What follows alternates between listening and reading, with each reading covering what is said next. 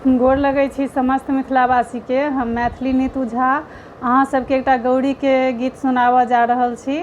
तो सुनू ई गौरी के गीत।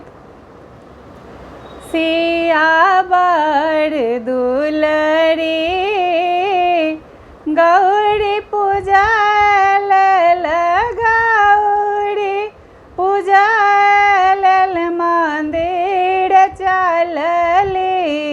सियावर दुलरी बेली चमेली के हार गुथली। बेली चमेली के हार गुथली। गंगा जमुना सा गंगा जमुना सा जल भरली। सियावर दुलरी गौरी पूजल गौरी पूजल मंदिर चलली। सियावर दुलरी धूप दीप नैवेद्य सा थाली भरली। धूप दीप नैवेद्य सा थाली भरली।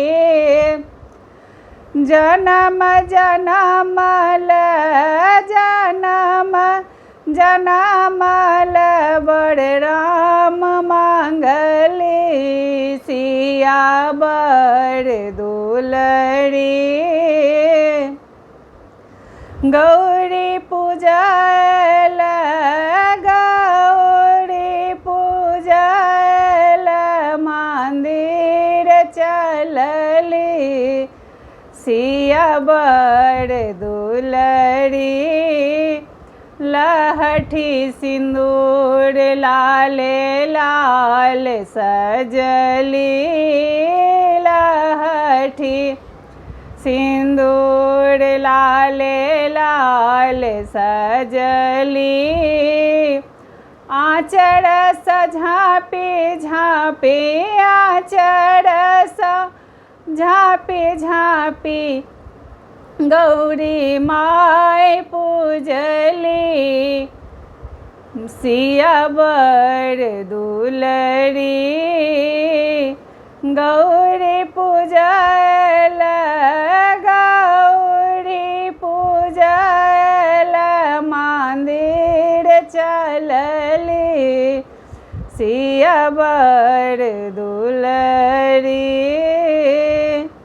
किछ गीत में त्रुटि बुझात तो कमेंट्स में जरूर अहाँ सब बताएब। और हमार चैनल के लाइक सब्सक्राइब शेयर केनाइ नहीं बिसरबै अहाँ सब। और जे कह देने छी हुनका सब बहुत बहुत धन्यवाद।